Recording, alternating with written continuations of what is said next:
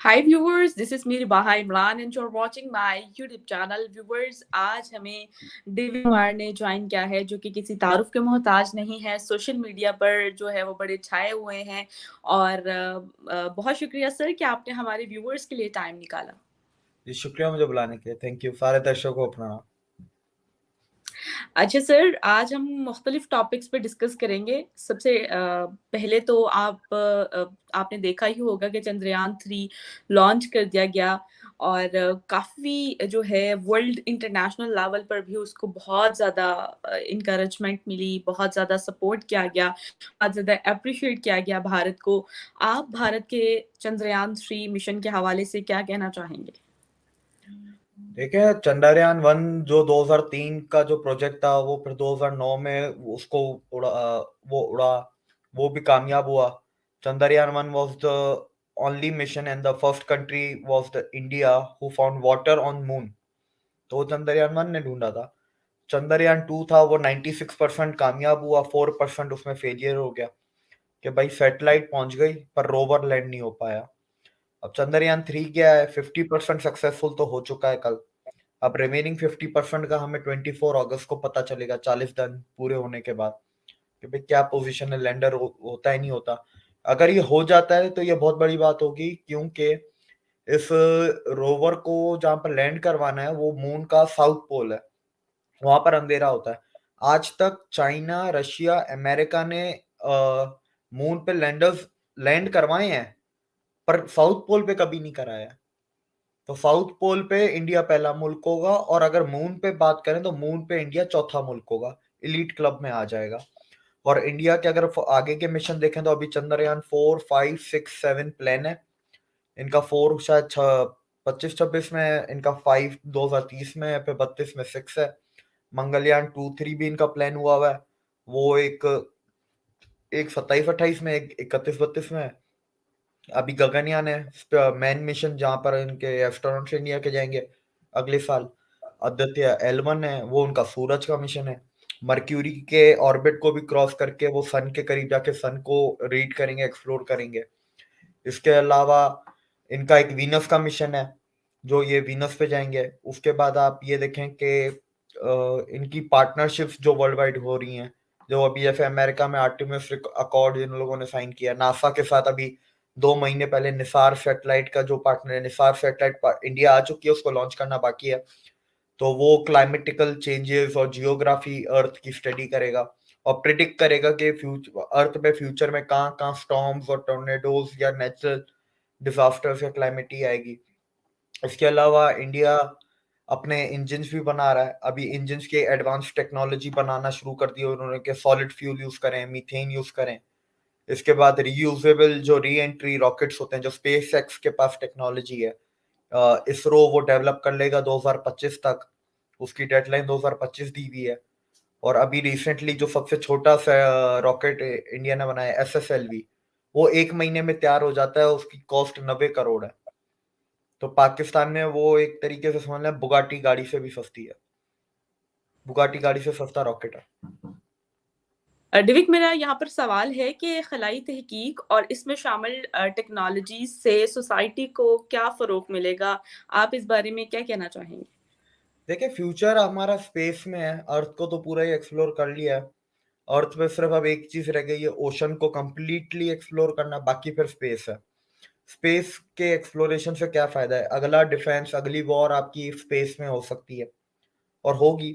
India ने भी अपनी स्पेस इंडियन आर्मी और इंडियन जो भी डिफेंस है, उन्होंने अपना स्पेस यूनिट बना दिया है। अमेरिका के पास तो पूरी स्पेस फोर्स है, चाइना और रशिया के पास भी है। उसके बाद देखें, स्पेस में माइनिंग के भी ऑप्शंस किए जा रहे हैं। जब मून पे लैंडर वो लैंड करेगा रोवर, तो वो मून के सैंपल्स लेगा, भेजेगा और वो चेक करेगा। तो क्या पता फ्यूचर में हम मून पे माइनिंग करें। सिमिलरली मार्स के ऊपर भी माइनिंग के हैं। फिर एस्ट्रॉइड्स पे माइनिंग का बहुत है। एक एस्ट्रॉइड है जो सैटर्न के आसपास कहीं वो एस्ट्रॉइड है, कहते हैं उसके ऊपर ट्रिलियंस ऑफ डॉलर्स की माइनिंग के रिसोर्सेस हैं, गोल्ड, जिंक, प्लेटिनियम वगैरह है। तो ये ऑप्शन है। अब जैसे निसार की हमने बात की, जो अमेरिका का सैटेलाइट अमेरिका ने बनाया, उसे लॉन्च इंडिया करेगा। निसार सैटेलाइट, तो वो सैटेलाइट अर्थ के अराउंड ऑर्बिट करेगा, अर्थ के नेचुरल डिजास्टर्स, ज्योग्राफी, क्लाइमेट को स्टडी करेगा। उसका फायदा ये होगा ना कि कोई भी डिजास्टर हमें एडवांस में पता चलेगा। अर्थक्वेक हो, चाहे वाटर रिलेटेड डिजास्टर्स हो, विंड रिलेटेड हो, एडवांस में पता चलेगा तो जाने बचाई जा सकती हैं, लोगों को वक्त पे इवैक्यूएट किया जा सकता है।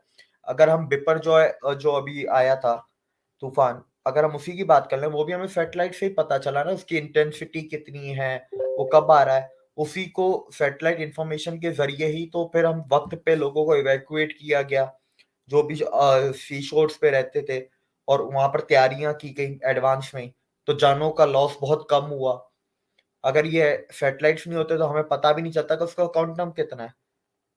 क्वांटम आपको वहां से पता चलेगा, पैटर्न आपको पता चल जाता है, कहाँ से गुजरने वाला है तूफान ये पता चल जाता है, कब आएगा ये भी पता चल जाता है। तो उसके फायदे देखिए एक नहीं है, माइनिंग है, डिफेंस है, फिर आगे जाके स्पेस कॉलोनाइजेशन भी हो सकती है, वो भी एक चीज है। जैसे इलॉन मस्क का है कि मार्स पे जाके लोगों को बसाना है, तो कॉलोनाइजेशन है। उसके बाद आपके स्पेस डिफेंस है, तो हजार चीज है, कोई एक चीज नहीं है। आप दुनिया को जितना ज्यादा एक्सप्लोर, अब देखें जो सन को एक्सप्लोर करने के लिए इंडिया सैटेलाइट भेजेगा, अब सन का रेप्लिका दुनिया पे बन रहा है फ्रांस में, ITER, उसके अंदर इंडिया भी हिस्सा है, और इंडिया के साथ साथ 16 मुल्क और है। तो सन को जितना ज्यादा स्टडी करेंगे ITER, और भी ज्यादा उसको इफेक्टिवली आप बना सकते हैं। सन की एनर्जी को आप रेप्लिकेट कर सकते हैं अर्थ के ऊपर स्मॉल स्केल पे। अगर सन की अगर आपने 1% एनर्जी भी रेप्लिकेट कर ली तो पूरे अर्थ की एनर्जी प्रॉब्लम तो सॉल्व हो गई ना, बिजली की। तो ये इसके फायदे इस तरह आते हैं। डिविक जी, इसरो को क्या चीज जो है मुख्तलिफ बनाती है, क्या कहेंगे? डेडिकेशन, विजन, और लेगेसी, और उनके हीरोज, लीडरशिप, इसरो की अपनी भी और कंट्री की भी, दोनों लीडरशिप अलग अलग। उसके अलावा अगर सबसे बड़ी बात बोलें तो टैलेंट इंडिया का, जो अभी से नहीं है, 60 से ही है। तो टैलेंट के हुए तो हम इंडिया के हजार दफा बात कर चुके हैं, उसका तो अब कोई मैच ही नहीं रहा। यहाँ तक के इंडियन टैलेंट अब दुनिया के हर उस मुल्क को टैलेंटेड, मुल्क को, डेवलप कंट्रीज को टक्कर दे रहा है, जो अपने आप को टैलेंटेड कहते थे। आप उनकी यूनिवर्सिटीज में चले जाएं तो उनके प्रोफेसर तो सारे इंडियन है, आईवी लीग उठा लें, हार्वर्ड बिजनेस स्कूल का डीन ही इंडियन है, यूपेन का डीन इंडियन है, आईवी लीग में सारे इंडियन पढ़ रहे हैं, और प्रोफेसर भी इंडियन है। तो टैलेंट के मामले में अब इंडिया बहुत आगे निकल गया, अब वो वक्त नहीं रहा। ये बात तो बिल्कुल ठीक की। अच्छा सर, यहाँ पर एक और सवाल करूंगी इसरो के हवाले से, है कि इसरो कितना कंट्रीब्यूट कर रही है इंडिया के डेवलपमेंट पे, आपकी इस हवाले से क्या राय है? देखिए इसरो बहुत हेल्प कर रही है इंडिया की डेवलपमेंट में। जैसे इसरो अभी नेविक बना रहा है, नेविक की सैटेलाइट्स लॉन्च करने वाला है, 2 कर चुका है, 3 और करनी है। उसके बाद क्या है, इंडिया के पास अपना जीपीएस सिस्टम होगा। आज हम जीपीएस कौन सा यूज करते हैं लोकल, अगर हम गूगल मैप्स खोलते हैं, गूगल मैप्स नासा के साथ काम करता है। बिल्कुल, इंडिया के पास यूएसए। अपना नेविक होगा, ठीक है, इंडिया के पास अपनी कम्युनिकेशन सैटेलाइट्स होंगी, चाहे आपकी मोबाइल कम्युनिकेशन हो, चाहे आपके डिफेंस कम्युनिकेशन हो। इसके बाद इंडिया अपना इंटरनेट सैटेलाइट्स भी बना रहा है, रिलायंस वाले अलग बना रहे हैं, एयरटेल वाले अलग बना रहे हैं। जो वन वेब है उसके अंदर एयरटेल बहुत बड़ा पार्टनर है, और जो रिलायंस है उनके पास उनकी एक सब्सिडरी कंपनी है रेडिसिस, तो वो सैटेलाइट्स भी बनाती है। उन्होंने अभी रिसेंटली किसी नॉर्वे की 5G सैटेलाइट कंपनी के साथ MOU भी साइन किया डेवलप करने के लिए, रिलायंस है। तो आप ये फायदे हैं। इसके बाद अगर आप देखें, जो क्रायोजेनिक इंजन जो रॉकेट में यूज होते हैं, वो same engine technology small scale पे आप बिल्कुल छोटा करके, वो आपके डिफेंस रॉकेट्स में भी यूज होते हैं, बैलिस्टिक मिसाइल्स में, ICBMs में। तो अगर आप वो बना रहे हैं तो आपका वो भी अच्छा हो रहा है। बैलिस्टिक मिसाइल्स में 2 किस्म के इंजन यूज होते हैं, एक आपका ये लिक्विड इंजन यूज होता है, क्रायोजेनिक, स्मॉल स्केल कर दें इसको, मिनिएचर साइज इसका। दूसरा स्क्रैम जेट इंजन होता है जो सॉलिड फ्यूल पे चलता है। तो आपके ICBMs पे A-SAT मिसाइल्स, अब इंडियन आर्मी के पास A-SAT मिसाइल है, जो सैटेलाइट्स को गिरा सकती है दुश्मन के स्पेस में जाके। तो अब जो स्पेस में रॉकेट जा रहा है, मतलब वो आपके एक्सो एटमॉस्फेयर से बाहर जा रहा है। एक्सो एटमॉस्फेयर मतलब जमीन से 100 किलोमीटर ऊपर, उसके बाद स्पेस शुरू होता है। तो आपके वो नॉर्मल रॉकेट वाले इंजन उस रॉकेट में नहीं चलेंगे, उस रॉकेट में फिर आपको क्रायोजेनिक इंजन चाहिए, क्योंकि वो स्पेस में जाएगा। तो बहुत सी चीजें हैं, अगर आप देखें बहुत सारे ऐसे प्रोजेक्ट्स हैं जहाँ पर डीआरडीओ और इसरो को मिलके डिफेंस के प्रोडक्ट्स बनाता है। और दुनिया में आप एक चीज देखिएगा कि जो जरूरत होती है ना वो डिफेंस की होती है, शुरुआत डिफेंस से होती है, फिर उसको आहिस्ता आहिस्ता सिविलियन में लेके आते हैं। सेम अगर आप न्यूक्लियर देख लें, न्यूक्लियर बम बना तो डिफेंस के लिए था, जंग के लिए एज अ वेपन, बट उसको आगे रिफाइन करके न्यूक्लियर पावर में लेके आ गए, न्यूक्लियर एनर्जी में। आप दुनिया की ऐसी बहुत सी ऐसी चीजें, जैसे मैप्स है, जीपीएस सिस्टम है, ये भी जंगों के लिए बने थे, फिर उसको आहिस्ता आहिस्ता सिविलियन यूज में लेके आ गए। तो आप तकरीबन जितने आपने आगे पीछे रेवोल्यूशनरी टेक्नोलॉजीज देखती है ना, वो बनी असल में डिफेंस के लिए थी, उनका फर्स्ट यूज डिफेंस के लिए था, फिर आहिस्ता आहिस्ता उसको सिविलियन यूज में लेके आ गए। सही हो गया। अच्छा सर, जब भी इंडिया कोई डेवलपमेंट करता है तो पाकिस्तान की जानिब से बड़ा तगड़ा रिस्पॉन्स किया जाता है, या तो उनकी मुखालफत की जाती है, या तो एक बहुत ही मौजज़ाना या मिरेकल कमेंट पास किया जाता है, अप्रिशिएट किया जाता है इंडिया को। ऐसा रेयर ही होता है। तो आपको पता है कि चंद्रयान एक बार जो है वो फेल हो गया मिशन, तो पाकिस्तान ने बहुत क्रिटिसाइज़ किया। इवन कि हम लोगों ने खुद अपनी टेक्नोलॉजीज़ में कोई डेवलपमेंट नहीं की, हम लोगों को बस क्रिटिसाइज़ करते रहे। चंद्रयान 3 पर जो पाकिस्तान की जानिब से रिस्पॉन्स किया गया या मुखालफत की गई, क्या कहेंगे? काफ़ी लोगों ने इस पर कमेंट्स भी पास किए, क्या कहेंगे? मैं उनको कुछ भी नहीं कहना चाहूंगा, वो बस वो अपनी जो मुंह खोलते हैं, मुंह खोल के ही अपने आप को वो साबित कर देते हैं ना वो कैसे हैं। यही फवाद चौधरी थे जो कह रहे थे 2022 तक पाकिस्तान के एस्ट्रोनॉट्स स्पेस में पहुंच जाएंगे, और चांद की क्या बातें कर रहे हैं, मरीख तक तो पाकिस्तान वैसे ही पहुंच गया है। ये बातें उन लोगों ने लाइव इंटरव्यू में की है, यूट्यूब पे पड़ी हुई है। और आज सुबह को जो फवाद चौधरी का ट्वीट आया है, इंडिया को कॉन्ग्रेचुलेट किया चंद्रयान 3 के लिए। देखिए पाकिस्तानियों का कुछ नहीं हो सकता, ये नफरत का चश्मा बहुत गहरा हो गया, चिपक गया इनकी आंखों पे। जब उतारेंगे कैसे, अगर उतारने जाएंगे तो इनकी आंखें भी निकल आएंगी। तो अब बर्दाश्त ही करना, और क्या करना है ऐसी बातों को सुन के। इनको सुधारा नहीं जा सकता, आने वाली नस्ल को सुधारा जा सकता, लेकिन उसके लिए कोई काम नहीं किया जा रहा। बात तो आपने बिल्कुल ठीक की है।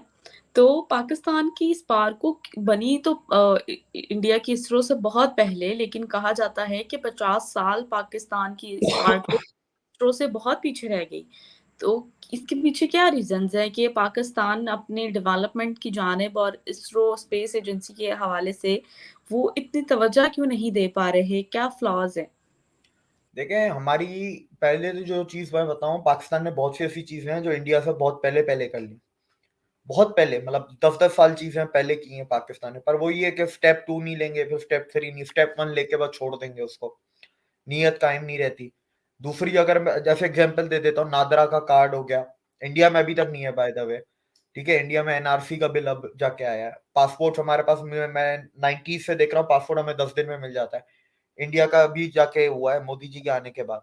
मोदी जी से पहले इनको 1.5-1.5 महीना लगता था पासपोर्ट लेने में। जियो आने से पहले इनको सिम लेने में 3 दिन लगते थे। हम लोग, मैं तो जो जब से मोबाइल देख रहा हूँ, 15 दिन में सिम मिल जाती है। ओ 15 दिन कह रहा हूँ, सॉरी, 15 मिनट में सिम मिल जाती है। तो ये आप देखें, सुपर कंप्यूटर पाकिस्तान में 90 से यूज हो रहा है। इंडिया में सुपर कंप्यूटर पहले आ गया था पाकिस्तान से, लेकिन उसका यूज नहीं किया गया। उसका यूज इंडिया ने, जो एक होता है ना, उसका एक्यूरेट यूज करना, इफेक्टिव यूज करना, वो इंडिया ने शुरू किया 2004-5 से।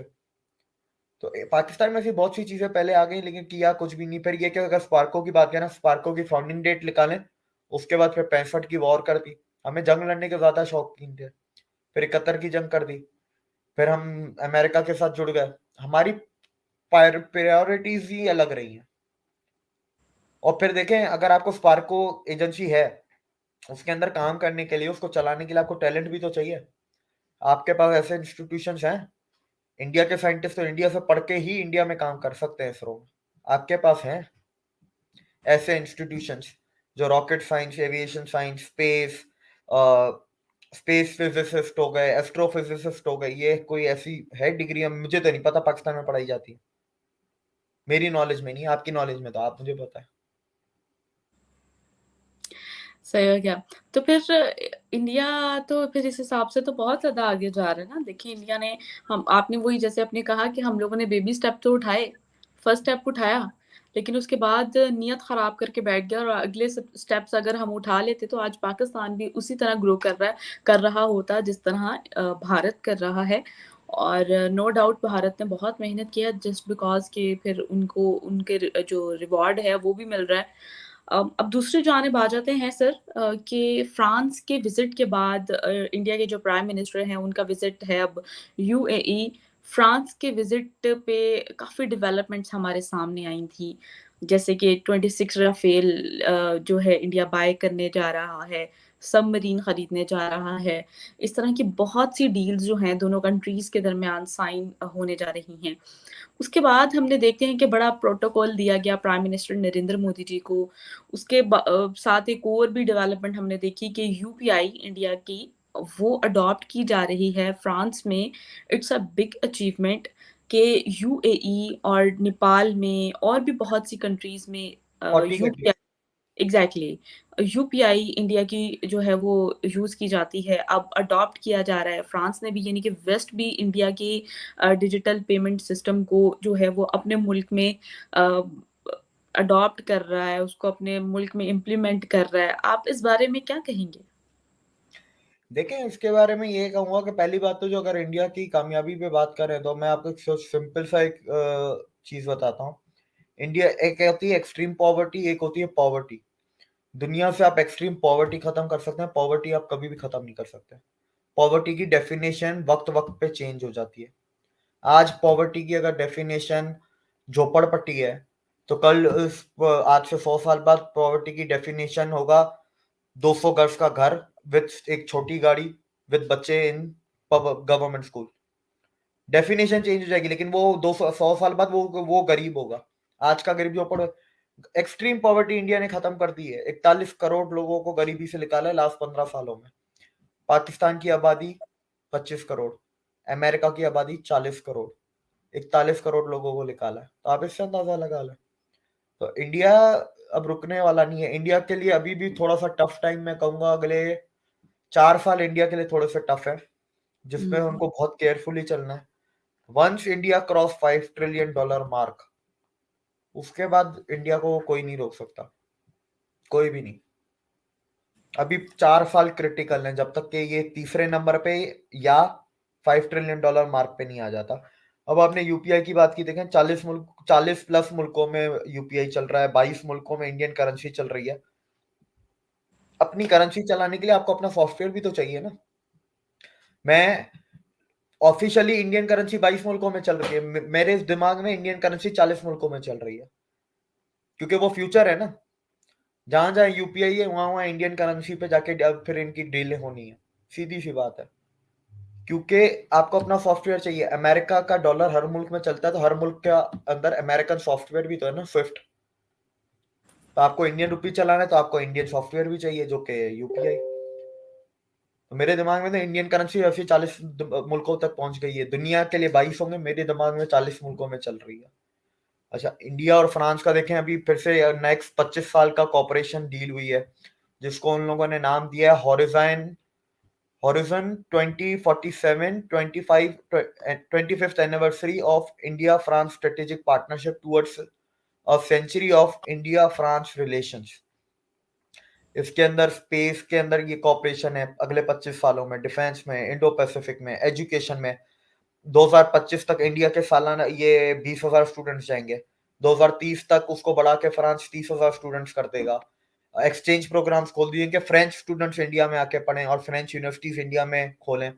पेरिस की एक बहुत बड़ी यूनिवर्सिटी है, गवर्नमेंट यूनिवर्सिटी, बहुत अच्छी, नाम मेरे जहन से निकल गया, वो इंडिया में अपना कैंपस अब खोलने वाली है। इसके बाद डीआरडीओ का ऑफिस खुल रहा है आपका। अच्छा, अभी जो गए हैं उसके अंदर हमारे बहुत सारे ऐसे प्राइवेट एग्रीमेंट्स हुए हैं जो हमें आने वाले वक्त में पता चलेंगे, क्योंकि फ्रांस की तरफ से 16 सीईओ और इंडिया की तरफ से 24 सीईओ की मीटिंग्स हुई हैं। और उन कंपनीज को अगर हम देखें तो वो कंपनीज मरीन वॉरशिप्स बनाती है, न्यूक्लियर रिएक्टर्स बनाती है, न्यूक्लियर एनर्जी बनाती है, या ग्रीन हाइड्रोजन बना रही है, एयरपोर्ट मैनेजमेंट कर रही है। आप देखें ना, सेक्टर्स देखें, ट्रांसपोर्टेशन है आपका, एनर्जी, रिन्यूएबल एनर्जी है, फिर एनर्जी है, उसके बाद आपकी मरीन टाइम, लॉजिस्टिक्स है, शिप्स है, डिफेंस है। इंडिया इन्हीं चीजों में तो आगे बढ़ रहा है और काम कर रहा है। इंडिया को जरूरत भी तो इन्हीं चीजों की है। तो वही सीईओ, और सिमिलरली इंडियन सीईओ गए हैं, उन्हीं सेम फील्ड से आपके गए हैं उठ के, आईटी के भी गए हैं। इस तरीके से अगर आप देखें, इसके अलावा कॉपरेशन करेंगे ये और भी फर्दर डिफेंस पे। अभी फिलहाल जैसे साफरान से शुरू हुई है कि शक्ति इंजन बनाना है इनको, 110 किलो न्यूटन का, एम का जहाज के लिए। तो आगे जाके और भी ज्यादा कॉपरेशन करेंगे, और भी ज्यादा अलग अलग प्रोडक्ट्स पे। स्पेस में कॉपरेशन की है, जो यूरोप की आर्यन स्पेस है और ये एनएसआईएल है फ्रांस की, ये कोलैबोरेट करेंगे इसरो के साथ मिलके for commercial launch services space की, जो स्पेस टूरिज्म में भी आएगा। कमर्शियल में स्पेस टूरिज्म भी आ जाता है। फिर आपके देखें कि इंडिया के जो नेशनल सिक्योरिटी गार्ड्स हैं, एनएसजी, और जो फ्रांस के जेंडरमेयर नेशनल जो गार्ड्स हैं, जो वहाँ की इलीट कमांडो फोर्स है, इन दोनों की कॉपरेशन होगी और ये दोनों प्रैक्टिस एक्सरसाइजेस वगैरह सब कुछ करेंगे। इसके अलावा मल्टीलैटरलिज्म को ये सपोर्ट करेंगे और एडवोकेट करेंगे। इसका मतलब है कि फ्रांस इंडिया को सपोर्ट करेगा वीटो पावर के लिए यूएनएससी में। मल्टीलैटरलिज्म का सीधा सीधा मतलब ये है, और ग्लोबल साउथ को भी करेगा। फिर joining forces to make science, technology, innovation, academic cooperation factors of progress and independence for our countries. इसके अंदर ये दोनों एक रोड मैप बनाएंगे, इंस्टीट्यूशंस बनाएंगे एक दूसरे के मुल्क में, और वो इंस्टीट्यूशंस में कोलैब करेंगे रिसर्च के ऊपर, रिसर्च वर्क पे, चाहे वो मेडिकल में हो, हेल्थ में और भी चीजें आ जाती हैं, जैसे हेल्थ डिवाइसेस हैं, एपीआईज हैं, फार्मेसीज हैं, हॉस्पिटल्स हैं, सर्जरीज है, बीमारियां हैं।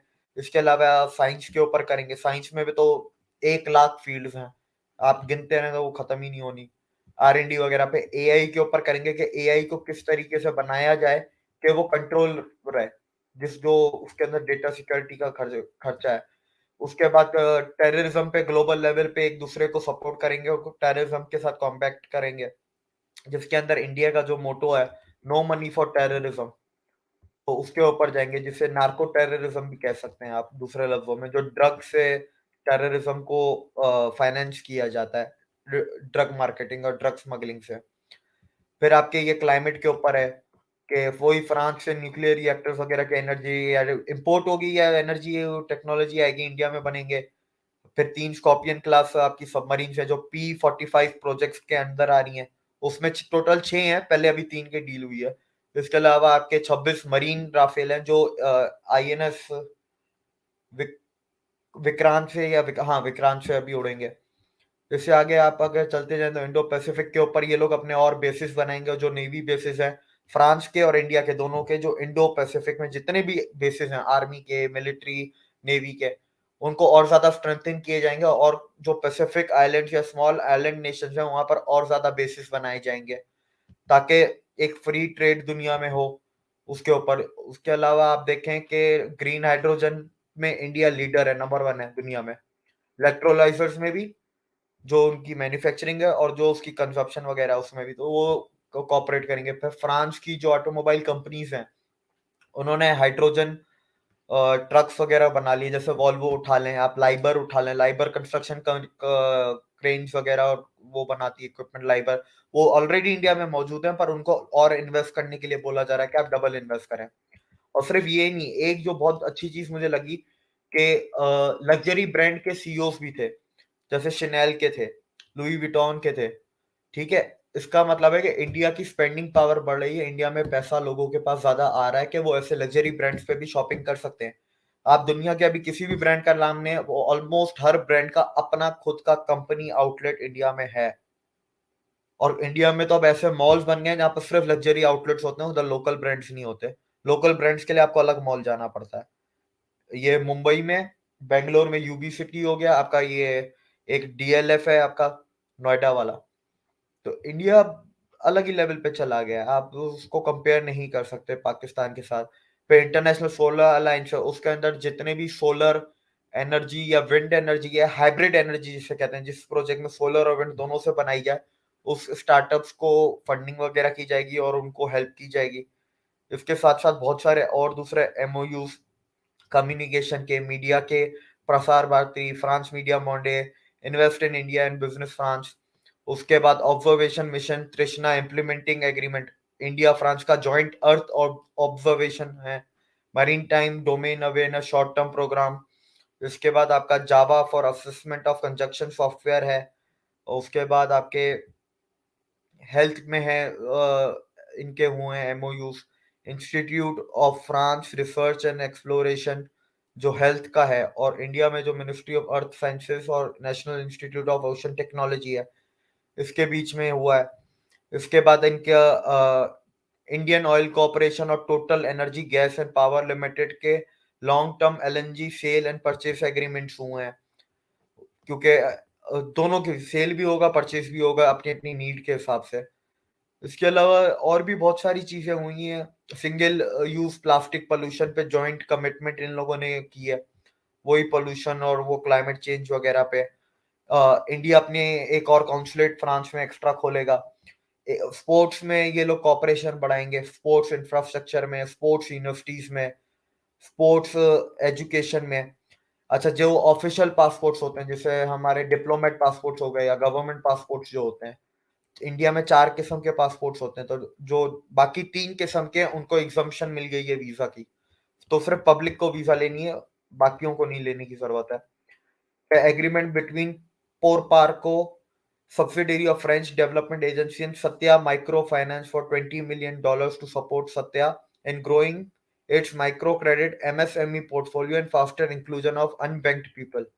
कैपिटल मार्केट्स में इंडिया की इन्वेस्टमेंट हो रही है। माइक्रो फाइनेंस एमएसएमई, इंडिया में 7.5 करोड़ एमएसएमईज हैं और इंडिया की जीडीपी में 45 या 44% एमएसएमईज सपोर्ट करते हैं, कंट्रीब्यूट करते हैं। तो आप फ्यूचर में ये भी देखें, ये भी होता जाएगा। उसके अलावा और भी बहुत सारे हुए जो मुझे याद नहीं है। अच्छा डिविक जी, यहाँ पर एक और सवाल करूंगी कि how UPI is a threat to US domination over global transaction system, क्योंकि हम ऐसी कंपनीज को जानते हैं लाइक उसकी वीज़ा ले लें, मास्टर कार्ड ले लें, जिन्होंने अमेरिका यानी कि अमेरिकन गवर्नमेंट से काफ़ी जो है वो इस यूपीआई अरूज पर काफ़ी एक मतलब हार्ड हार्श जो है वो उनको कमेंट पास किया है कि आप इस पर तवज्जो दें, क्योंकि यूपीआई जो है बहुत जल्द तरक्की कर चुका है। इस बारे में आप क्या कहना चाहेंगे कि इस तरह की कंपनीज भी अब यूपीआई के जो अरूज से बहुत ज़्यादा उनको क्रिटिसाइज भी कर रही हैं और उनको खतरा मतलब खतरे वाली बात है, तो उन्होंने अमेरिकन गवर्नमेंट से जो है इस पर तशवीश का इजहार किया है। आप क्या कहेंगे इस बारे में?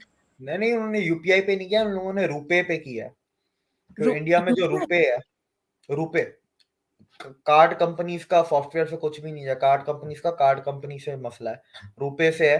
क्योंकि इंडिया ने क्या किया है कि वीजा और मास्टर कार्ड अपनी फीस लगाते थे पर ट्रांजेक्शन के ऊपर, तो जो रुपए कार्ड है इंडिया का जो अपना है, वो ट्रांजेक्शन फ्री है, उसमें आप ट्रांजेक्शन करते रहे, कोई फीस ही नहीं है। फिर वो गवर्नमेंट बैक है, तो उसका क्या है, सारा डेटा इंडिया में रहता है। वीजा मास्टर कार्ड क्या है, वो बोल रहे हैं हम लोग अपने डेटा सेंटर्स इंडिया में नहीं बनाएंगे, तो जितना भी इंडियन कंज्यूमर्स की डेटा है वो अमेरिकन डेटा सेंटर्स पे जाके वो सेव होती है। ये दूसरा मसला है। तीसरा मसला है कि अब रुपए ने ये किया इंडिया में, पहले डेबिट कार्ड लॉन्च किए, अब क्रेडिट कार्ड लॉन्च कर दिए, और market biggest market share holder बन चुका है रुपए, दोनों सेक्टर्स में, डेबिट में भी क्रेडिट में भी। ठीक है, अब इंटरनेशनली भी रुपए एक्सेप्ट होने लगा है, मतलब रुपए के भी ऑलमोस्ट ऐसा ही कुछ है, 22 कंट्री के आसपास या 18-22 कंट्रियों में अब रुपए उधर भी एक्सेप्ट हो रहा है। तो वो आहिस्ता आहिस्ता अब क्या है, उधर उनको देता जा रहा है टक्कर। तो अभी जो प्राइम मिनिस्टर नरेंद्र मोदी जी वो भी यूए फ्रांस के बाद यूएई गए हैं, और सुनने में ये आ रहा है कि यानी कि दोनों कंट्रीज के दरमियान ये डील हुई है कि वो लोकल रुपी में ट्रेड करेंगे। इस बारे में आपकी क्या राय है? किसने कहा है? आपको जैसे पता है कि फ्रांस का विजिट के बाद इंडिया के जो प्राइम मिनिस्टर हैं वो वहां पर गए हैं यूएई में, तो दोनों कंट्रीज के दरमियान ये डील हुई है कि जो भी ट्रेड होगी वो लोकल रुपी में होगी। लोकल रुपी में वैसे ऑलरेडी ट्रेड हो रही है, उसको और ज्यादा बढ़ाया जाएगा, उसके जो परसेंटेज है, जो शेयर है, वो बढ़ाया जाएगा। G20 से पहले पहले इनको $100 बिलियन की बायलैटरल ट्रेड को टच करना है मार्क को। आईआईटी दिल्ली जो है वो अपना कैंपस दुबई में खोल रही है, उसके ऊपर बात हुई। और कॉप 28 का यूएई चेयरमैन है या प्रेसिडेंसी उसके पास है, तो इंडिया उसको सपोर्ट करेगा उसकी प्रेसिडेंसी को। सिमिलरली यूएई स्पेशल इनवाइटी है G20 में, तो यूएई इंडिया को सपोर्ट करेगा G20 में। इसके अलावा इनके दूसरे एमओयूज हुए हैं आरबीआई के और सेंट्रल बैंक के, दुबई सेंट्रल बैंक के बीच में, कि सिर्फ रुपी को नहीं, अपने जो इंडिजीनियस आपके ट्रांजैक्शनल प्लेटफॉर्म्स हैं, जैसे इंडिया का जैसे यूपीआई है या कोई दूसरा सॉफ्टवेयर है, और जो दुबई का है, इसका यूसेज बढ़ाया जाएगा कंपेयर टू स्विफ्ट। तो ये भी एक एग्रीमेंट हुआ है। और by the way Modi ji Delhi पहुंच चुके हैं 11 मिनट पहले। अच्छा, सही हो गया। तो डिविक जी, बहुत शुक्रिया आपके वक़्त का, और व्यूअर्स आप हमारे चैनल को ज़रूर सब्सक्राइब कीजिए। और सबसे पहले तो सबसे एंड में तो मैं इंडिया को जो है एप्रिशिएट करूँगी, इंडिया की इसरो को, और कांग्रेचुलेट करूँगी कि उन्होंने बड़ा ही अच्छा प्रोजेक्ट बड़े अच्छे तरीके से लॉन्च किया। और कांग्रेचुलेशंस भारत, और इसरो को भी भारत बहुत ज़्यादा एप्रिसिएशन। और यूपीआई भी जो फ्रांस में अडॉप्ट कर ली गई, उसके लिए भी बहुत ज़्यादा कांग्रेचुलेशंस भारत को। और इसी तरह तरक्की करते रहें, और हम भी जो है इसी तरह तरक्की। अच्छा, यूपीआई से एक क्वेश्चन मेरे माइंड में आया, क्योंकि आपसे प्रोग्राम करने से पहले मैंने कुछ देर पहले लाइव किया, और उस पे एक हमारे यूट्यूब फैमिली के मेंबर ने, सब्सक्राइबर ने कमेंट किया कि यूपीआई पाकिस्तान में कब आएगी? आप इस बारे में क्या कहेंगे? जिस दिन पाकिस्तान में कोई नई सोच आएगी, पाकिस्तान के लीडर्स में जब नई सोच आएगी, उस दिन यूपीआई, इंडियन रुपी सब आ जाएगा। हमें ज्यादा फायदा है इंडियन रुपी में ट्रेड करने से, कंपेयर टू अगर हम डॉलर में ट्रेड करें तो। बिल्कुल, ऐसा ही है। हम फ़ायदे में रहेंगे, चीज़ें जो हैं वो हम जो है अच्छे तरीके से लेकर चल पाएँगे। और ये है कि इससे इकॉनमी बेहतर होगी, तो हमें एक कदम आगे बढ़ाना चाहिए भारत की इकोनॉमी जानिब। हमारा पाकिस्तानी रुपी भी स्ट्रांग होगा, बिल्कुल, बिल्कुल, अगेंस्ट डॉलर हमारा वो भी स्ट्रांग होगा। ऐसे ही है। तो हम स्ट्रॉन्ग होंगे और मुल्क तरक्की करेगा, तो इससे बड़ी और क्या बात होगी। तो हमें चाहिए कि हम हिंदुस्तान के साथ जो है ताल्लुकात बेहतर करें और उनके साथ ट्रेड बहाल करें। जैसे कनाडा और अमेरिका आज की डेट में जिस तरह के उनके रिलेशंस हैं, उसी तरह के रिलेशंस पाकिस्तान और हिंदुस्तान के दरमियान भी होने चाहिए। तो डिविक जी, आपके वक़्त का दोबारा से कहूँगी शुक्रिया, और व्यूअर्स आपका भी शुक्रिया। चैनल को सब्सक्राइब कर लें, वीडियो को लाइक करें, शेयर करें। हमें दें इजाज़त। Thank you so much.